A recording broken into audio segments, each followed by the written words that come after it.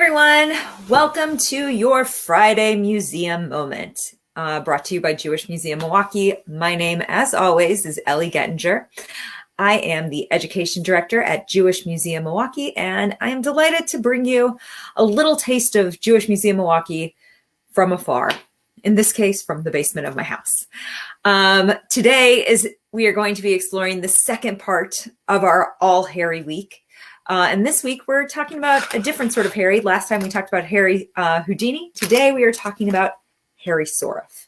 And these ubiquitous little locks were the brainchild of a gentleman named Harry Soref, who came from Poland in the early part of the 20th century. And he was one of these people who had this fabulous mechanical mind. He just saw how things worked. He figured out all sorts of different inventions. And in fact, before he even launched Master Lock, he came up with a different patent, a different invention. He was working in a bike shop and he figured out the way to patch a bike tire. And he had that patent stolen.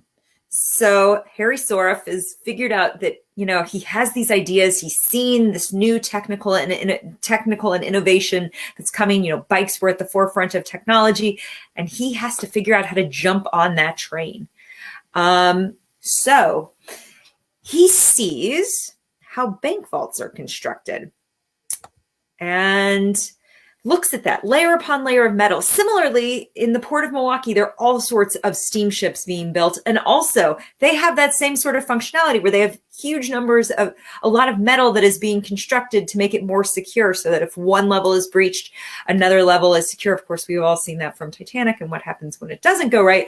But for him, this was kind of an inspiration, a starting point to think about what can make a more secure lock. So in his thinking, and to that time, locks had been constructed out of one layer of metal, and you needed a key to open it. But if you didn't have a key, if you had, say, a sledgehammer and a lot of strength, you could probably bust your way through that lock. Not a big deal.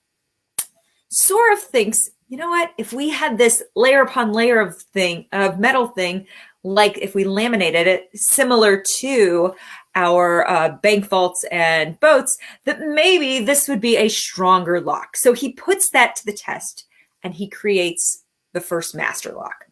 Now, initially in creating master lock, and this is the board of Master Lock in 1927. We believe Harry Soref is the gentleman in the front here on the far, this is where I don't know my left, my right, on the far right with the flower.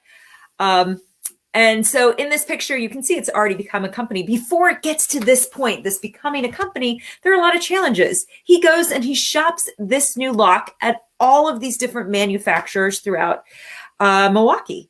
And most of them pass, all of them pass. They say, why would we want to spend more money on production of a lock when we already have a lock that works just fine here? We're not going to invest in a bigger, fancier lock. We're not going to put more metal into something when we can sell something that is working just fine. So Soref finds other people, his friends, to invest in his company. And yes, you're right, Robin. He was a brilliant person. And they come back and they incorporate in 1921. And in 1921, they start production of this. So actually, Master Lock is about to celebrate their 100th anniversary next year.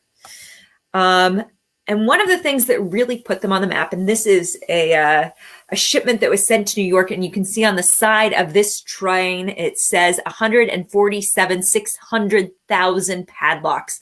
And these are all going to New York City. They were ordered by the FBI to lock up things related to Prohibition, alcohol, people, and incorporating and becoming a better lock company right as Prohibition is happening is a pretty savvy move. And it makes them not just, kind of a lock company for federal agents and for criminal enforcement, but it gives them kind of broad name recognition. Master Lock becomes the name in locks.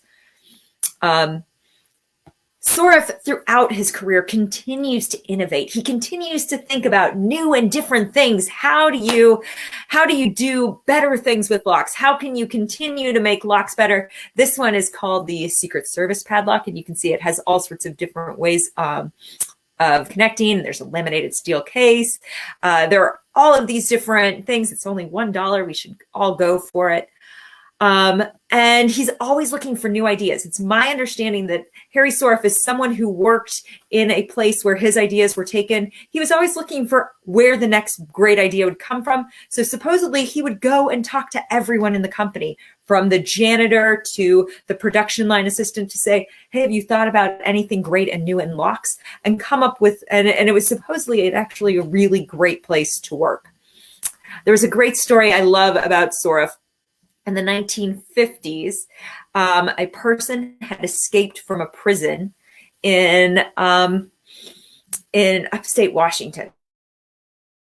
It was a master lock that was on the lock, and he was, this was a huge affront to Soref and his work. It's supposed to be unpickable. It's supposed to be the sort of thing that this lock could not be broken. And so, how did this guy get out of a master lock enclosed jail? And so he puts up a fine. He says, I will reward, I will pay X amount of dollars to find out how this guy escaped from this prison. And it turns out that the guy actually had carved a key for himself from a mold key that a guard had given him, which I don't understand why he just didn't sneak out then, but I guess there was something more complicated. And that's how he got out. When he was recaptured, Soref felt much relieved that his lock was not impugned. You got to question the guards' ethics there as well. Now, this is a picture of Soref later in life. He died in the 1950s. He is considered to be this kind of pioneer in the world of locks. There are some interesting Harry Soref, Harry Houdini connection stories. Some of them I would guess are probably apocryphal. The family told us that they actually thought that Harry Soref and Harry Houdini met in the circus when they were both younger. We're unsure about the timeline there. And there's also a working rumor, and actually you can find this one on the Masterlock website, although I can't find it in other places. But Masterlock says Houdini came to Harry Soref and said, hey, how do I escape from your locks? And Soref gave him some tips on that. So supposedly the two Harrys come together in this very unique and interesting way. Again, 1921 to 1991, this is their guide from that moment. But this next year, we're going to be celebrating the 100th anniversary of Master Lock. And I'm sure all of you remember, your combination lock from high school, or your bike lock, or the lock that you had on your first house when you were selling it, that drop box lock. Whatever it is, it's probably a master lock. And this all is the sort of stuff that started as one small invention that then grew and grew and grew as people became more interested in securing their property in a variety of different ways. So Master Lock continues to have some production in Milwaukee. Not all of his production, not all of the production is in Milwaukee. The company was sold by the Soref family several decades ago, and it's currently owned by a large national conglomerate. One of the interesting things about the company, though, today is that they had moved most of their manufacturing out of America, and then they moved some of it back into Milwaukee in the last decade. And one of the things, actually, and again, you can find this on their website, is that President Obama visited Master Lock as an example of this sort of insourcing, bringing jobs back to this country. So I'm always excited to talk Master Lock. I think it's a great Milwaukee story. And I think it's one of these things that, knowing how someone comes up with an idea just makes that idea seem that much smarter. Next week, and actually Monday at sundown, we start Yom HaShoah, the Day of Remembrance for the Holocaust.